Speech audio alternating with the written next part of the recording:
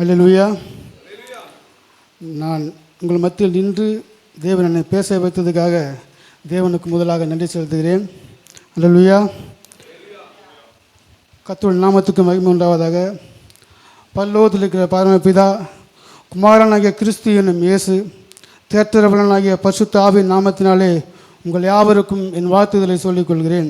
கர்த்தர் தாமே ஆசீர்வதித்து உங்களை வழிநடத்துவாராக. இன்றைக்கு நம்ம செய்திக்காக ஒரு வசனத்தை வாசிக்கலாம். யோவான் எழுதின சுவிசேஷம் 17ஆம் அதிகாரம் அதன் 3ஆம் வசனம்.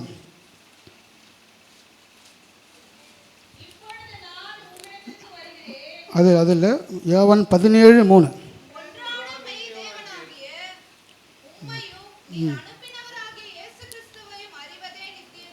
அல்லேலூயா. இதெல்லாம் நமக்கு தெரிந்த வசனம்தான். ஒன்றான மெய்தேவனாகிய உம்மையும் நீர் அனுப்பினவராகிய இயேசு கிறிஸ்துவையும் அறிவதே நித்திய ஜீவன். அல்லேலூயா. இந்த வசனத்தை நம்ம 2 பாட்டாக பிரிச்சுக்கலாம். ஒன்றான மெய்தேவனாகிய உம்மையும் நீர் அனுப்பினவராகிய இயேசு கிறிஸ்துவையும் ஒரு பாட்டாகவும், அவரை அறிவதே நித்திய ஜீவன் 2ஆவது பாட்டாகவும் பிரிச்சுக்கலாம். என்னோடய செய்தி அவர் அறிவதே நித்திய ஜீவன் தான். ஆனால் அந்த முதல் பாட்டை நான் சும்மா சொல்லி அடுத்த பகுதிக்கு நான் போகிறேன். முதலாவது ஒன்றான மெய்தேவனாகிய தேவன். அல்லேலூயா. தேவன் ஒரே தேவன், ஒன்றான தேவன், மெய்யான தேவன். அல்லேலூயா. அல்லேலூயா. தேவன் ஒருவர் தான். நீங்கள் உபாகமம் 4ஆம் அதிகாரத்தில் 35ஆம் வசனம் வாசிக்கும் போது, கர்த்தராகிய தேவன் அவரை அல்லாமல் வேறொருவரும் இல்லை என்பதை நீ அறியும்படிக்கு இது உனக்கு காட்டப்பட்டது. அல்லேலூயா. கர்த்தர் தேவன், கர்த்தரே தேவன், அவர் அல்லாமல் வேறொருவரும் தேவனை இல்லை. அல்லேலூயா. நீங்கள் ஆதியாகமத்திலிருந்து வெளிப்படுத்தும் விசேஷம் வரைக்கும் படித்துக்கொண்டே வந்து பார்த்தீங்கன்னா அந்த வார்த்தை மட்டும் மாறுமே தவிர, ஆனால் தேவன் ஒருவர் தான். அல்லேலூயா. தேவன் ஒருவர், அவர் மட்டுமே தேவன். அல்லேலூயா. அந்த அதிகாரத்தில் 39ஆம் வசனம் வாசிக்கும் போது, ஆகையால் உயர வானத்திலும் தாழ பூமியிலும் கர்த்தரே தேவன். அல்லேலூயா. வானத்துக்கும் அவர்தான் தேவன், பூமிக்கும் அவர்தான் தேவன். அவர் ஒருவரே தேவனாக இருக்கிறபடியால் நாம் அவரையே பணிந்து கொள்கிறோம். அல்லேலூயா. நீங்கள் புதிய பாட்டில் வரும்போது 1 தீமோத்தேயு 2:5 வாசிக்கும் போது, தேவன் ஒருவரே. அல்லேலூயா. தேவனுக்கும் மனுஷருக்கும் மத்தியஸ்தரும் ஒருவரே. எல்லா வசனமும் தேவன் ஒருவர் தான் சொல்லப்படும். அல்லேலூயா. எபேசியர் 4:5 வாசிக்கும் போதும் ஒரே கர்த்தரும் ஒரே விசுவாசமும் ஒரே ஞானஸ்தானமும். நமக்கு எப்படி ஒரே விசுவாசமும் ஒரே நம்பிக்கையும், அப்படியே தேவனும் ஒருவரே. அல்லேலூயா. முதலாவதாக தேவன் ஒருவர், இரண்டாவதாக ஒன்றான தேவன். அல்லேலூயா.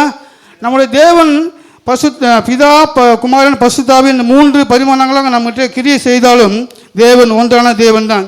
3இல் ஒன்றான தேவனாக இருக்கிறபடியால் தான் அங்கே ஒன்றான மெய்தேவன் சொல்லப்பட்டிருக்குது. அல்லேலூயா. நீங்கள் மத்தேயு 28:19 வாசிக்கும் போது, ஆகையால் நீங்கள் புறப்பட்டு போய் சகல ஜாதிகளையும் சீஷராக்கி பிதா, குமாரன், பரிசுத்தாவின் நாமத்திலே அவர்களுக்கு ஞானஸ்நானம் கொடுத்துன்னு சொல்லப்பட்டிருக்கும். அல்லேலூயா. இந்த வசனத்தை வாசிக்கும் போது நம்ம வசனத்தை கூர்ந்து கவனித்து வாசிக்க வேண்டும்.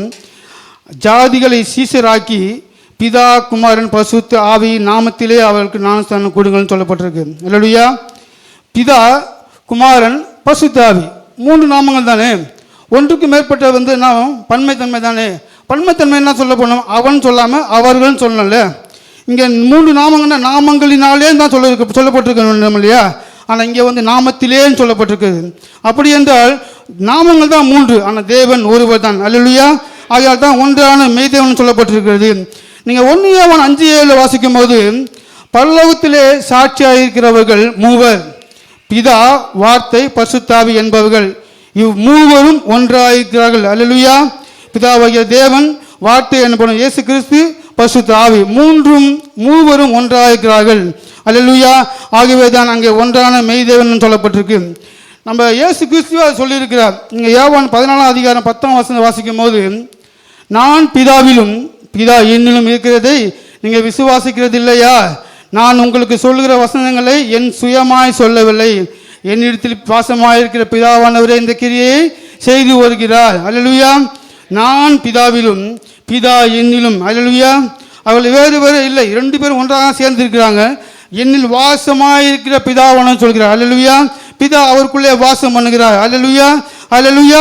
ஆகவே தான் இங்கே ஒன்றான மெய்தேவனாகிய கிறிஸ்துவன் சொல்லப்பட்டிருக்கிறது. அல்லேலூயா. மூன்றாவதாக மெய் தேவன்.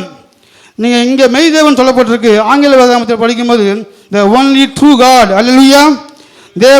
தேவன் ஒருவரே மெய் தேவன். அல்லேலூயா. நீங்கள் 1 யோவான் 5:20 வாசிக்கும் போது, அன்றியும் சத்தியம் உள்ளவரை அறிந்து கொள்வதற்கு தேவனுடைய குமாரன் வந்து நமக்கு புத்தி தந்திருக்கிறார் என்றும் அறிவோம்.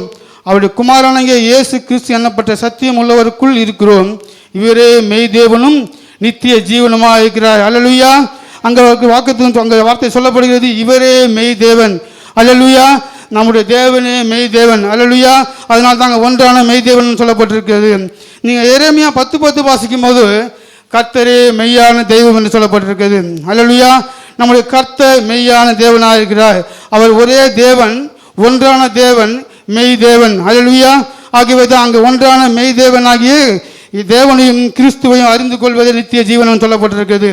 அல்லேலூயா. இந்த முதல் பாட்டு சொல்லிட்டேன். இரண்டாவது பாட்டு, அவர் அறிவதே நித்திய ஜீவன். அல்லேலூயா. அவரையே நாம் அறிந்து கொள்ள வேண்டும். ஒவ்வொருக்கும் ஒரு குறிக்கோள் இருக்க வேண்டும்.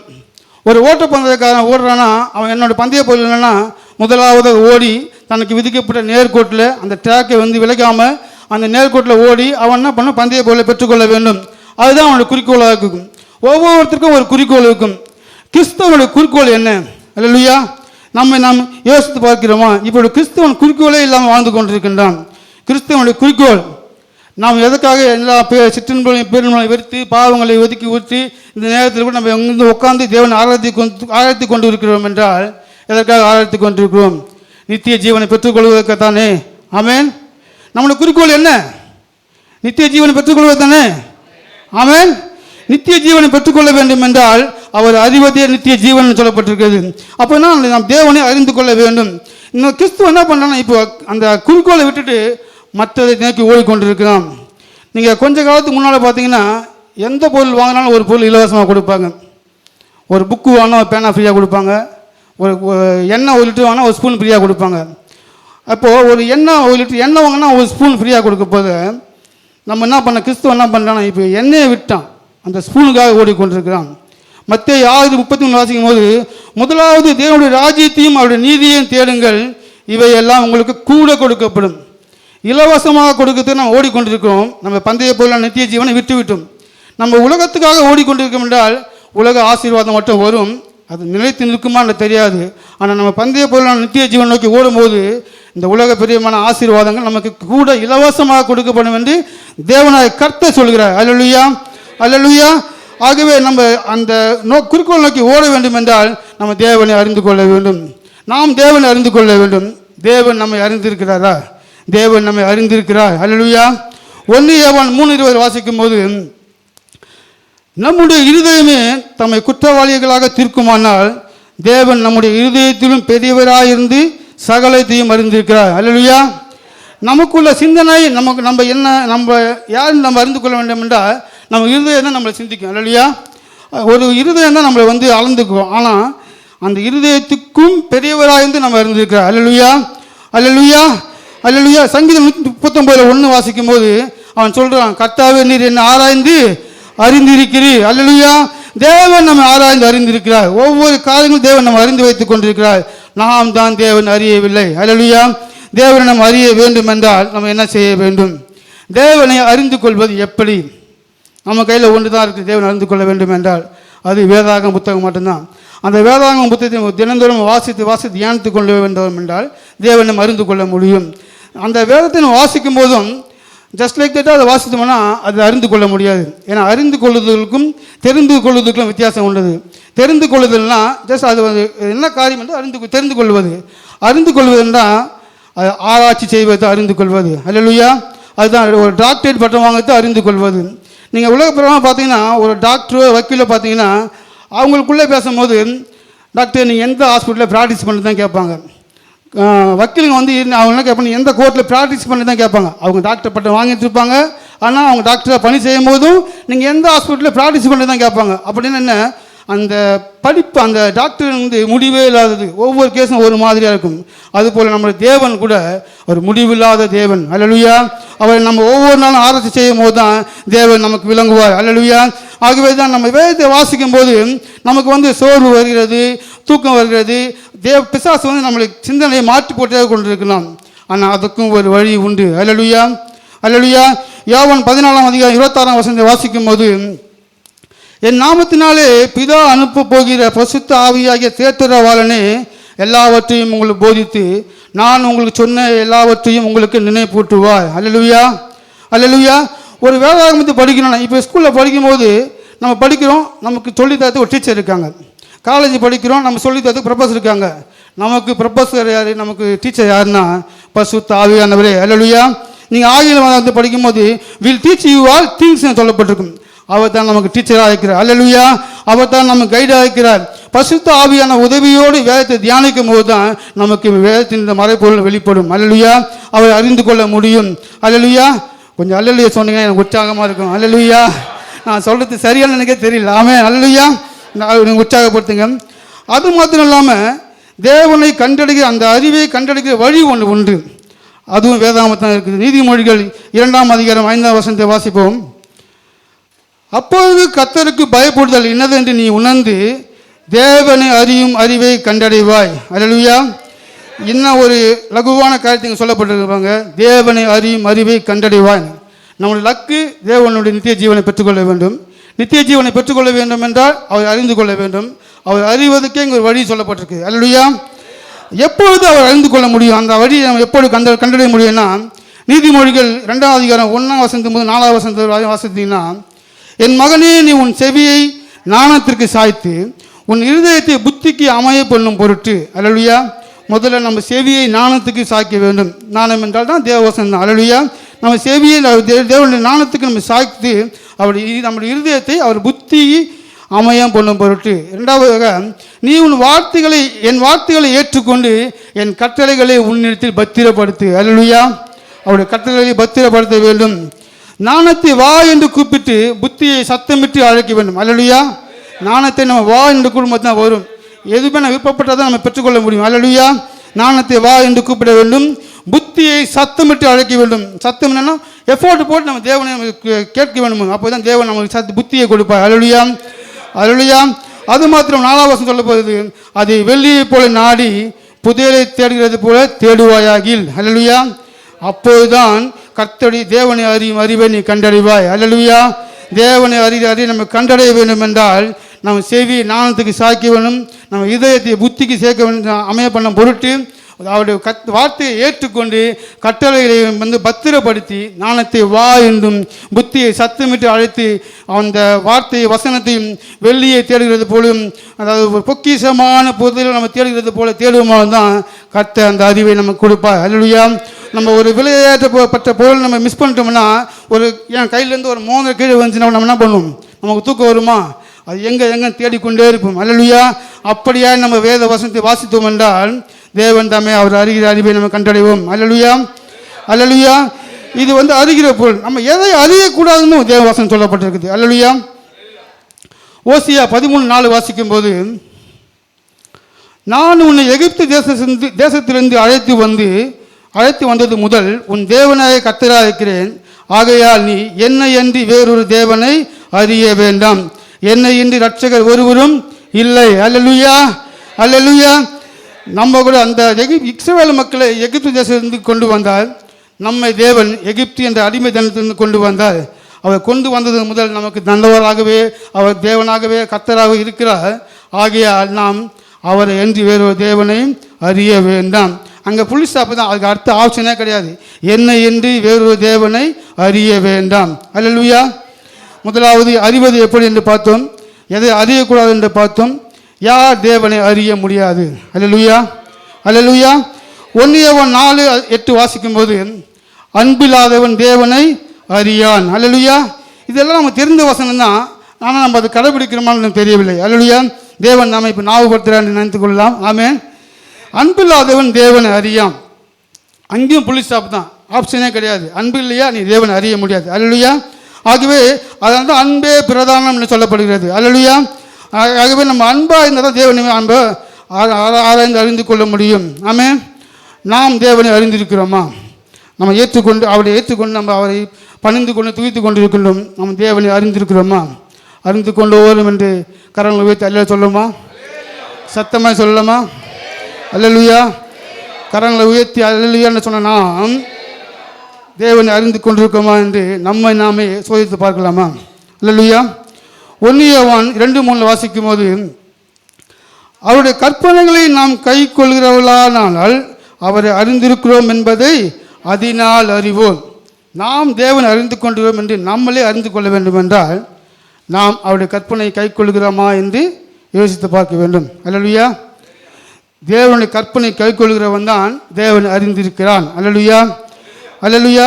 முதலாவது அவர் அறிந்திருக்கிறோம் என்றால் அவருடைய கற்பனையை கை கொள்ள வேண்டும். இரண்டாவதாக 1 யோவான் 3:6 வாசிக்கும் போது, அவரில் நிலைத்திருக்கிற எவனும் பாவம் செய்கிறதில்லை, பாவம் செய்கிற எவனும் அவரை காணவும் இல்லை, அவரை அறியவும் இல்லை. அல்லேலூயா. அதாவது பாவம் செய்கிற எவனும் அவரை காணவும் இல்லை, அறியவும் இல்லை. ஆகவே தேவனை அறிந்து கொள்ள வேண்டும் என்றால் பாவங்களை உதறிவிட்டு எழுந்திருக்க வேண்டும். அல்லேலூயா. தேவன் அடிமைத்தனமாக இந்த பாவத்தை நம்ம மீட்டுக்கொண்டு வந்துவிட்டால் மறுபடியும் அந்த பாவத்தை வச்சு நம்ம செய்து கொண்டு இருப்போம் என்றால் பிசாசை அவனை கொண்டு வருவான். நம்ம அதை உதறிவிட்டு எழுந்து கொண்டோம் தான் நம்ம தேவனை அறிந்து கொள்ள முடியும். அவரை அறிந்து கொண்டும் நம்ம விசுவாசிக்க முடியும், நம்மை நாமே புரிந்து கொள்ள முடியும். அல்லேலூயா. ரெண்டாவதாக பாவம் செய்கிறவன் தேவனை அறியவும் இல்லை என்று சொல்லப்பட்டிருக்கிறது. ஆகவே பாவம் செய்யாதவன் தான் தேவனை அறிந்திருக்கிறான் என்று அர்த்தம். அல்லேலூயா. மூன்றாவதாக 1 யோவான் 4:7 வாசிக்கும் போது, பிரியமானவர்களே, ஒருவரில் ஒருவர் அன்பாக இருக்க கடவும், ஏனெனில் அன்பு தேவனால் உண்டாயிருக்கிறது, அன்புள்ள எவனும் தேவனால் பிறந்து அவரை அறிந்திருக்கிறான். அல்லேலூயா. எல்லாவற்றுக்கும் அன்பு தான் முதலாவது நிற்கும். ஆமென். அன்பால், அதாவது அன்பு உள்ளவன் தான் தேவனை அறிந்திருக்கிறான். அல்லேலூயா. இந்த 3 காரியங்களை நம்ம யோசித்து பார்க்கலாம், நாம் தேவனை அறிந்து கொண்டிருக்கிறோமா என்று. அல்லேலூயா. நம்ம எப்படி இருக்கக்கூடாதுன்னா அதுக்கும் வசனம் இருக்குது. 1 யோவான் 4:4 வாசிக்கும் போது, அவரை அறிந்திருக்கிறோம் என்று சொல்லி அவருடைய கற்பனைகளை கை கொள்ளாதவன் பொய்யனாயிருக்கிறான், அவனுக்குள் சத்தியம் யாரு? நம்முடைய தேவன்.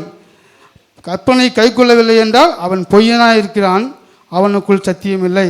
ஆகவே நம்ம தேவனை அறிந்திருக்கிறோம் என்றால் கற்பனையை கை கொள்ள வேண்டும், பாவங்களை உதறிவிட்டு எழுந்த வேண்டும், அன்பே பிரதானமாக இருக்க வேண்டும். அல்லேலூயா. அல்லேலூயா. அவரை அறிந்து கொண்டால் நமக்கு என்ன கிடைக்கும்? ஆமென். அறிந்து கொண்டால் நித்திய ஜீவனை கிடைக்கும்னு சொல்லிட்டேன். ஆனாலும் அது நமக்கு பந்தய பொருள், அது நம்முடைய குறிக்கோள். ஆனாலும் தேவன் அதுக்காக முன்னாலே அதுக்கு வழி நம்ம அறிந்து கொள்ள வேண்டுமோ அதுக்கு தேவன் நமக்கு சில காரியங்கள் கொடுக்கிறார். அல்லேலூயா. அவரை அறிகிற அறிவினால் நமக்கு என்ன கிடைக்கும்னா, அந்த பேதுரு நிறைய வசனம் சொல்லிக்கொண்டே இருக்கிறார். 2 பேதுரு 1:3 வாசிக்கும் போது, தம்முடைய மகிமையினாலும் காருண்யத்தினாலும் நம்மை அழைத்தவரை அறிகிற அறிவினாலே ஜீவனுக்கும் தேவ பக்திக்கும் வேண்டிய யாவற்றையும் அவருடைய திவ்ய வல்லமையானது நமக்கு தந்துள்ளதுமின்றி. அல்லேலூயா. முதல்ல ஜீவனுக்கு, ரெண்டாவது தேவ பக்திக்கு வேண்டிய எல்லாவற்றையும் திவ்ய வல்லமை, அந்த வல்லமையே அந்த அறிகிற அறிவினால் தான் நமக்கு கிடைக்கிறது. அல்லேலூயா. அல்லேலூயா. நமக்கு நம்ம ஜீவனுக்கு வல்லமை வேண்டும் என்றால், நம்முடைய தேவ பக்தி வல்லமை வேண்டும் என்றால் அவர் அறிவினால் தான் நமக்கு கிடைக்கும். ஆமென். அல்லேலூயா. 4ஆம் வசனம் வாசிக்கும் போது, இச்சையினால் உலகத்தில் உண்டான கேட்டுக்கு தப்பி திவ்ய சுபாவத்துக்கு பங்குள்ளவர்களாக பொருட்டு மகா மேன்மையும் அருமையுமான வாக்கு தத்துவங்களும் அவைகளினாலே நமக்கு அளிக்கப்பட்டிருக்கிறது. அல்லேலூயா. இங்கே இச்சை, உலக பிரகாரமான இச்சை நம்ம அந்த கேட்டுக்கு நம்ம தப்பி திவ்யமான சுபாவமான அந்த பங்குக்கு நம்ம அந்த பொருட்டு மேன்மையான அருமையான வாக்கு தத்தங்கள் நமக்கு கிடைக்க வேண்டும் என்றால் அவர் அறிவில் தான் நமக்கு கிடைக்கும். ஆமென். அல்லேலூயா. இங்கே 8ஆம் வசனம் வாசிக்கும் போது, இவைகள் உங்களுக்கு உண்டாயிருந்து பெருகினால் உங்களை நம்முடைய கர்த்தராகிய இயேசு கிறிஸ்துவை அறிகிற அறிவிலே வீணரும் கனியற்றவர்களுமாக இருக்க ஒட்டாது. அல்லேலூயா.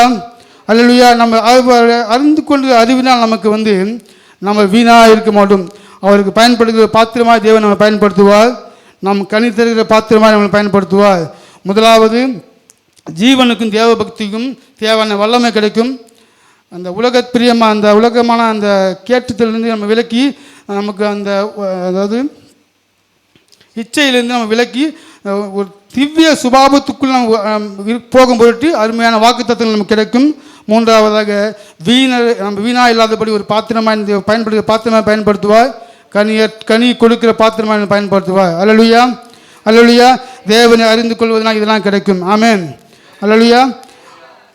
நம்ம இப்போ வந்து இந்த வேதாகமத்தில் தேவனை சிலர் அறிந்து கொண்டிருக்கிறார்கள்.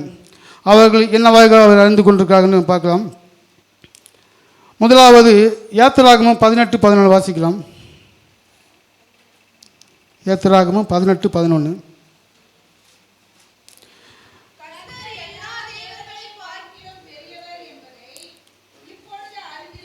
அல்லேலூயா. போதும். கர்த்தர் எல்லா தேவர்களை பார்க்கிலும் பெரியவர் என்பது இப்போது அறிந்திருக்கிறேன். அல்லேலூயா. முதலாவது நம்முடைய தேவன் பெரியவர். அல்லேலூயா.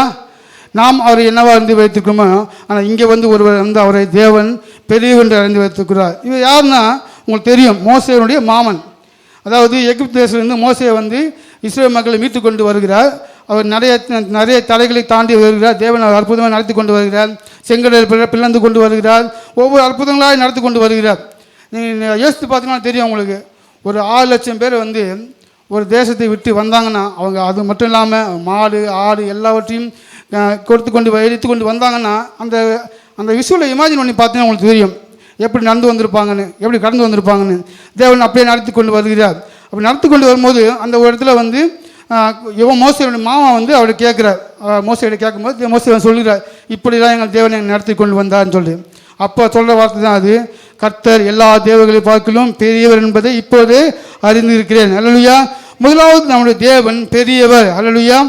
நீங்கள் சங்கீதத்திலும் பார்த்தீங்கன்னா, சங்கீதம் 135:5 கர்த்தர் பெரியவர் என்றும் நம்முடைய ஆண்டவர் எல்லா தேவர்களுக்கும் மேலானவர் என்றும் நான் அறிவேன். அல்லேலூயா. முதலாவதாக நம்முடைய தேவன் பெரியவர், எல்லா தேவர்களுக்கும் மேலானவர். அல்லேலூயா. அந்த விசுவாசம் நமக்குள்ளே இருக்கின்றதா? நம்முடைய தேவன் பெரியவர் நம்ம விசுவாசிக்கிறோமா?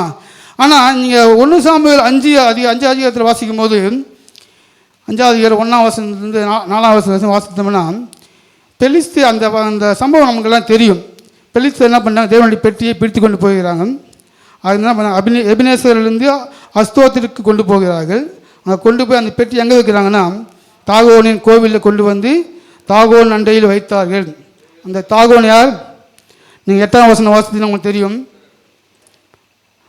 7ஆம் வசனம், நம்முடைய தேவனாகிய தாகோன் என்று பெலிஸ்தர் சொல்கிறார்கள். பெலிஸ்தனுடைய தேவன் தான் தாகோன். அல்லேலூயா. அவர்கள் விசுவாசிக்கிற தேவன் தான் தாகோன். அந்த தாகோன் முன்னால் தேவனுடைய பெட்டி எடுத்து வைக்கிறாங்க.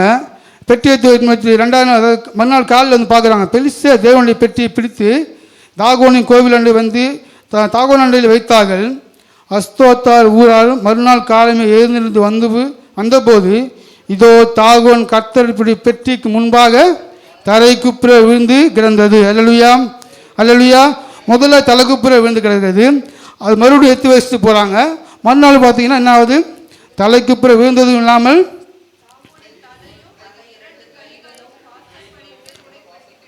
உடைப்பட்டு வாசல் அண்டையில் கிடக்கிறது. அல்லேலூயா.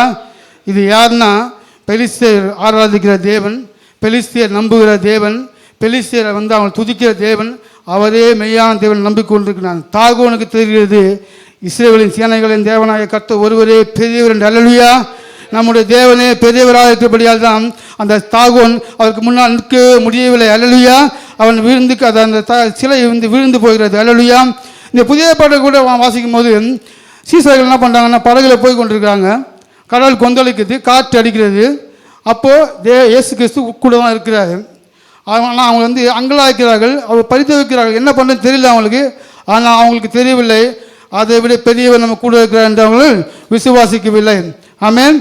அதுக்கு அப்புறமா தான் அவங்க சுயாரித்து கொண்டு அவர்கள் தேவனுக்கு கூப்பிடும் போது தான் தேவன் வந்து காற்றையும் கடலையும் அமர்த்தி போட்டார்.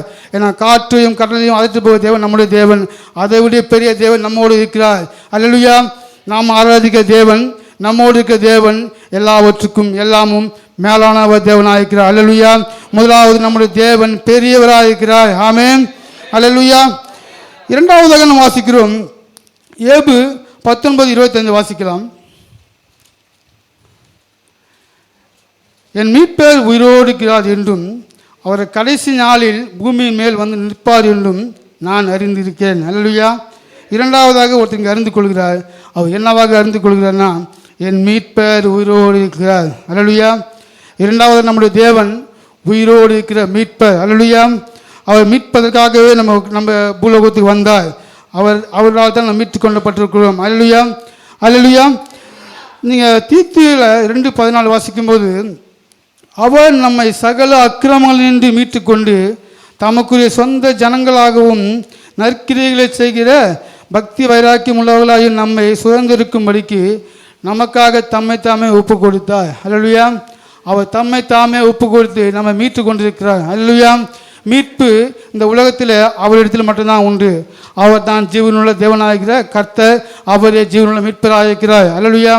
நீங்கள் சங்கீதம் 130 7-8 வாசிக்கும் போதும், இஸ்ரவேல் கர்த்தரை நம்பியிருப்பதாக, கர்த்தரிடத்தில் கிருபையும் அவருக்கு திரளான மீட்பும் உண்டு. அல்லேலூயா. மீட்பு ஒன்று நமக்கு வேண்டும் என்றால் கர்த்தரிடத்தில் மாத்திரம்தான் உண்டு. அல்லேலூயா. 8ஆம் வசனத்தை வாசிக்கும் போது, அவர் இஸ்ரவேலை அதன் சகல அக்கிரமங்களிலிருந்து மீட்டுக் கொள்கிறார். அல்லேலூயா. அவர் தான் நம்மை அக்கிரமங்களிலிருந்தும் பாவங்களிலிருந்து மீட்டுக் கொள்கிற தேவனாக இருக்கிறார். ஆகவே இரண்டாவதாக அவருடைய நம்முடைய தேவன் ஜீவன் உள்ள உயிரோடு இருக்கிற மீட்பர். அல்லேலூயா. அல்லேலூயா. 3வது வசனத்தை வாசிக்கலாம். யோபு 42:2 வாசிக்கலாம். இது எல்லாருக்கும் நம்ம தெரிந்த வசனம் தான்.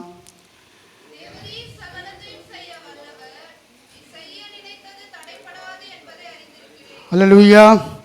இங்கே என்னவாக அறிந்திருக்கிறார்னா, தேவரீ சகலத்தையும் செய்ய வல்லவர், அவர் செய்ய நினைத்து ஒன்றும் தடைபடாது என்பதை அறிந்திருக்கிறார். அல்லேலூயா.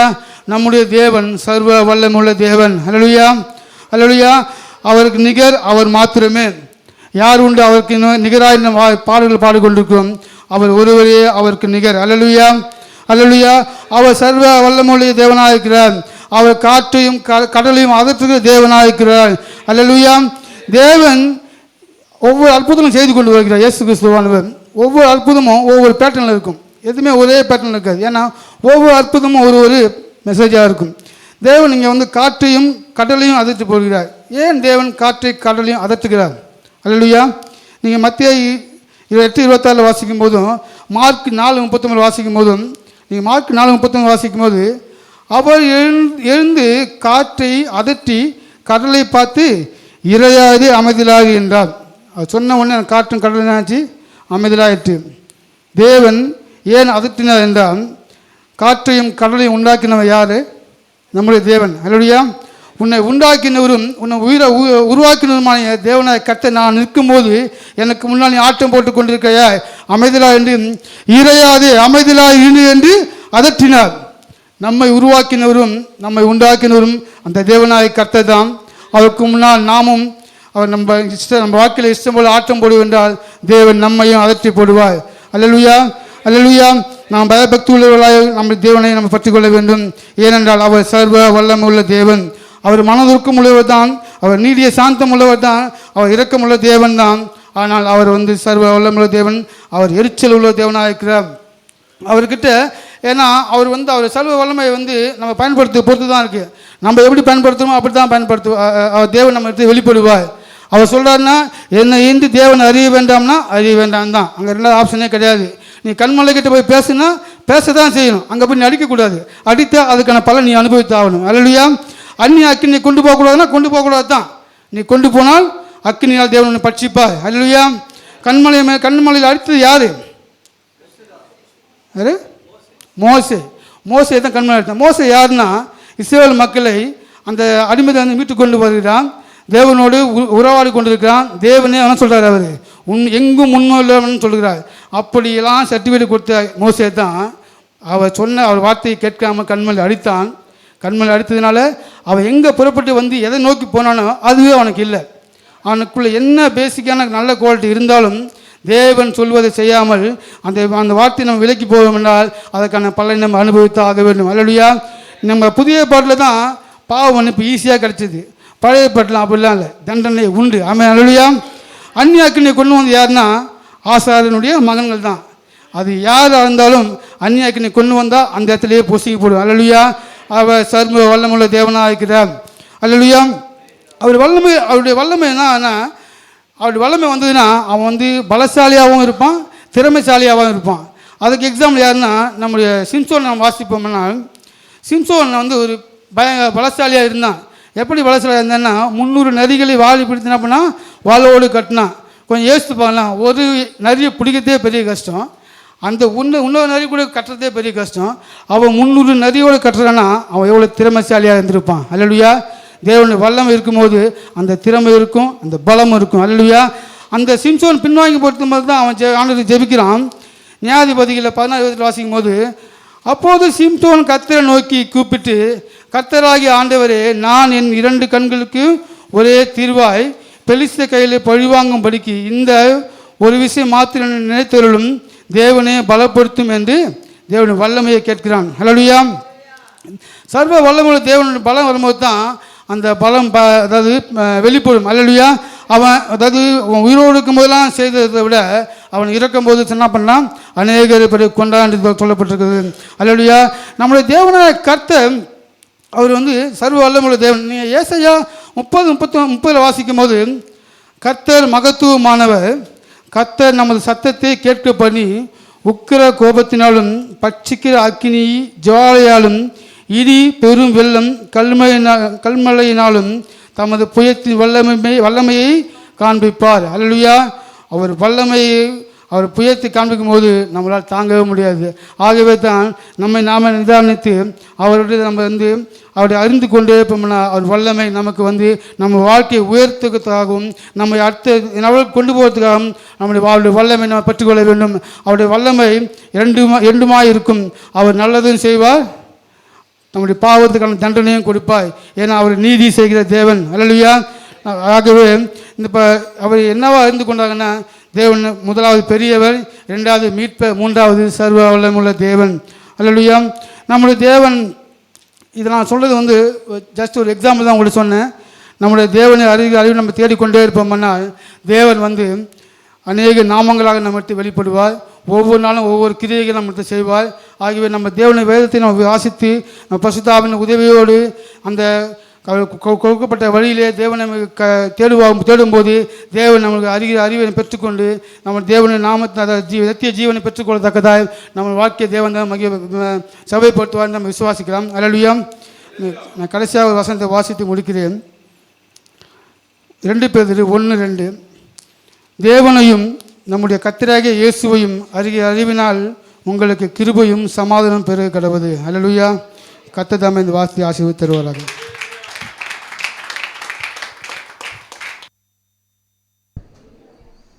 நல்ல அருமையான வசனம் மழை பொழிஞ்சுது. எதிர பேர் அனுபவிச்சிங்க. அல்லேலூயா. வசனம் மழையாக பொழிஞ்சிடுச்சு. நல்ல அருமையாக பேசினார். இது எதை காட்டுதுன்னா, அவர் அந்த அளவுக்கு பைபிளில் ரொம்ப இன்ட்ரெஸ்ட் எடுத்து படித்து அதை அந்த அளவுக்கு தியானம் பண்ணியிருக்கிறார். கர்த்தரது மகனை இன்னும் அதிகமாக ஆசீர்வதிப்பாராக. நல்ல அருமையான ஒரு டாப்பிக்கில் பேசினார். என்ன டாபிக் தெரியுமா? அறிவதே ஒன்றான மெய் தேவனாகி இயேசுவை அறிவதே நித்திய ஜீவன். இப்போ யார் அறிய முடியாது அதையும் சொன்னார்.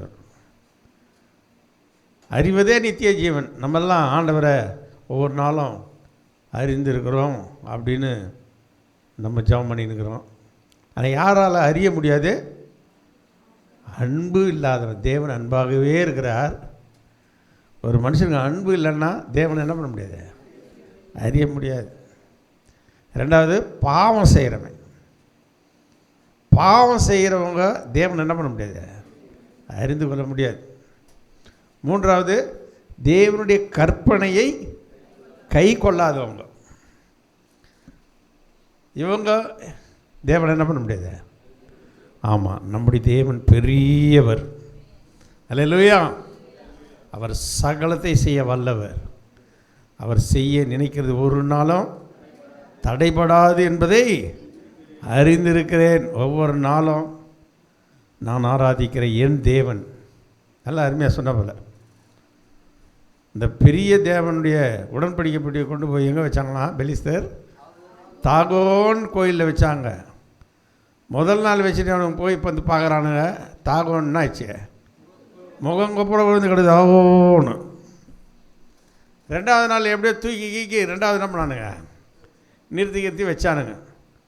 2வது நாள் பார்க்குறானுங்க, கை வேறு கால் வேறு உடல் மாத்திரம் கெடுக்குது, கீழே எல்லாம் உடஞ்சி சுக்குநூறாக கெடுக்குது. அடுத்தது பார்க்குறார் ஆண்டவர், மூளை வியாதியினால் அவனுங்களை எல்லோரும் என்ன பண்ணார், வாதிக்கிறார். அப்போ நம்ம ஆராதிக்கிற தேவன் எவ்வளோ பெரிய தேவன் பாருங்கள். இந்த தேவனை நாம் தெய்வமாய் கொண்டிருக்கிறோன்னா நம்மை விட பாக்கியசாலிகள் வேறு யார்? அவர் அறிந்து கொள்ளும் போது தான் நமக்கு அவருடைய காரியங்கள்லாம் நமக்கு விளங்கும். இன்னும் நம்ம எல்லாரும் எழுந்து நிற்கலாம். இன்னும் உம்மை அறியணுமே, இன்னும் உம்மை அறியணுமே, இன்னும் கிட்டி சேரணுமே, இன்னும் கிட்டி சேரணுமே. பிரசன்னம் தெய்வ பிரசன்னம், பிரசன்னம் பிரசன்னம் தெய்வ பிரசன்னம். ராஜாவும் பிரசன்னம் போதுமையா, எப்போதும் எனக்கு போதுமையா. ராஜாவும் பிரசன்னம் போதுமையா, எப்போதும் எனக்கு போதுமையா. பிரசன்னம் பிரசன்னம் தேவ பிரசன்னம், பிரசன்னம் பிரசன்னம் தேவ பிரசன்னம். எல்லாரும் சொல்ல, ஆண்டவரே இன்னும் நான் உண்மை அறியணும் ஆண்டவரே, இன்னும் உண்மை நான் கிட்டி நெருங்கி வரணும் ஆண்டவரே. எனக்கு ஞானமுள்ள இதயத்தை எனக்கு தாங்கப்பா. இப்படி வேத வசனத்தை ஆராய்ந்து பார்க்கிற இதயத்தை எனக்கு தாரும் ஆண்டவரே. அன்புள்ள பிதாவே, நாங்கள் உம்மை துதிக்கிறோம் ஆண்டவரே. நீர் ஒன்றான மெய் தேவனாகிய கிறிஸ்து ஆண்டவரே. நீர் ஒரே தேவனாய் இருக்கிறபடினாலப்பா, நீ நேற்றும் இன்றும் என்றும் மாறாத தேவனாய் இருக்கிறபடினால, நீர் எங்களுக்குள்ளே வாசம் பண்ணுகிறபடினால எங்களை தரை மட்டும் தாழ்த்துகிறோமப்பா. நீ பெரியவர் ஆண்டவரே, நீ சர்வ வல்லமை உள்ள தேவன் ஆண்டவரே. உமக்கு உண்மையா இருக்கிற ஒவ்வொருவரையும் நீ நேசித்து ஆதரிக்கிற தேவனா இருக்கிறபடினால நாங்கள் இன்னும் நாங்கள் நேசிக்கிறோம். இன்னும் உமக்கு முன்பாக உண்மையாய் வாழ எங்களை ஒப்பு கொடுக்கிறோம் ஆண்டவரே. என் மீட்பர் உயிரோடு இருக்கிறார் என்று நான் அறிந்திருக்கிறேன் என்று யோபு பக்தர் சொல்கிறது போலப்பா. ஆண்டவரே, எங்களுடைய மீட்பர் நீர் உயிரோடு இருக்கிறீர் ஆண்டவரே. நீர் எல்லாவற்றையும் ஆண்டவரே செய்ய வல்லவராய் இருக்கிறீர் ஆண்டவரே. அதை ஒவ்வொரு நாள் நாங்கள் அறிந்து புரிந்து நாங்கள் செயல்பட எங்களுடைய சபையில் இருக்கிற ஒவ்வொரு சகோதர சகோதரிகளுக்கும் இப்பேற்பட்ட கிருபையை ஆண்டவரே சத்தியத்தை விலக பண்ணும்படியாக நாங்கள் ஜெபிக்கிறோம். தொடர்ந்து பரிசுத்த ஆவியானவர்களை வழிநடத்தி ஆசீர்வதியும். இயேசுவின் நாமத்தில் ஜெபிக்கிறோம் பிதாவே. என் ஆத்துமாவே கர்த்தரை ஸ்தோத்திரி, என் உள்ளமே பரிசுத்த நாமத்தை ஸ்தோத்திரி. என் ஆத்துமாவே கர்த்தரை ஸ்தோத்திரி, கர்த்தர் செய்த சகல உபகாரங்களை மறவாதே. நம்முடைய கர்த்தராகிய இயேசு கிறிஸ்துவின் கிருபை, பிதாவாகிய தேவனுடைய அன்பு, பரிசுத்த ஆவியானுடைய அன்னுடைய ஐக்கியம் இன்றும் என்று சதா காலமும் நம் அனைவரோடு தங்கியிருப்பாராக. ஆமென். அல்லேலூயா.